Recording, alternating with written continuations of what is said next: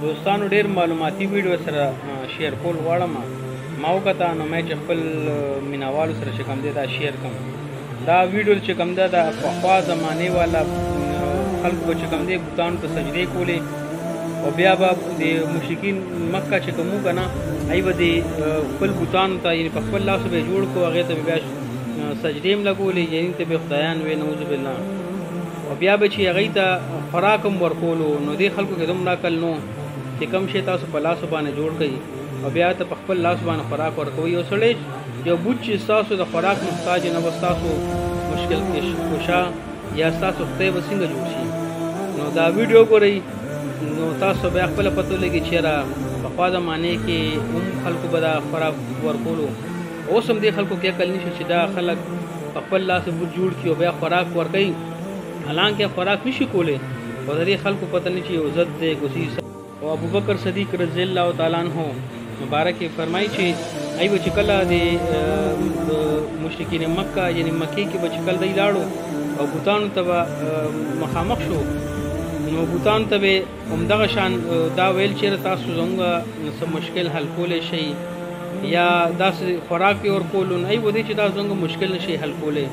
یا خوراک نشئ کولی دې څیز محتاج تاسو به زموږ خدایان څنګه جوړ شئ زموږ مسلې به څنګه حل کوي نو ای به چې کوم دی بوتان به چې څومره پراته به ټول مات کړو داسې هم یو ویډیو د ښځې چې کوم دی دې بوتان ته خوراک ورکوي نو ما ویډیو وکړه مې چې ملګرو سره شیر کړم که تاسو وګورئ تاسو بیا معلومات وشي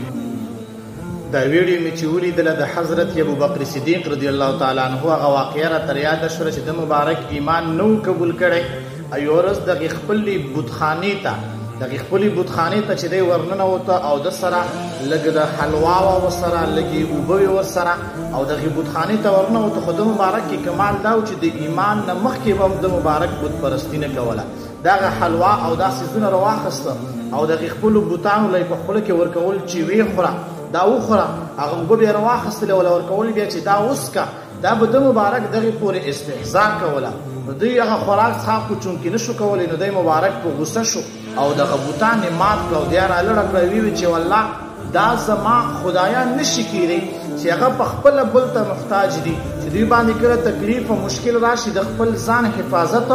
نشي کولی نو دا زما خدایان نشي کیدی زه هغه رب منمه چې کله ما باندې تکلیف او مشکل راشي هغه زما حفاظت کوي هغه زما مدد کوي نو هغه زه خپل رب ګڼم لحاظه دا زما خدایان نشي کیدی او زه د دوی عبادت نه کوم نو الحمدلله مسلمانانو له پکار دي چې د الله جل جلاله ډیر حمد او ثنا ادا کړي ځکه چې دومره لوی قسمت راله خدای پاک راکړی او دغې باطله خلکو نه خدای پاک ساتلي او خدای پاک مسلمانان پیدا کړي ګورې دا ډیر زیات یو لوی نعمت د الله جل جلاله دی په دې شکر د الله جل جلاله ادا کوي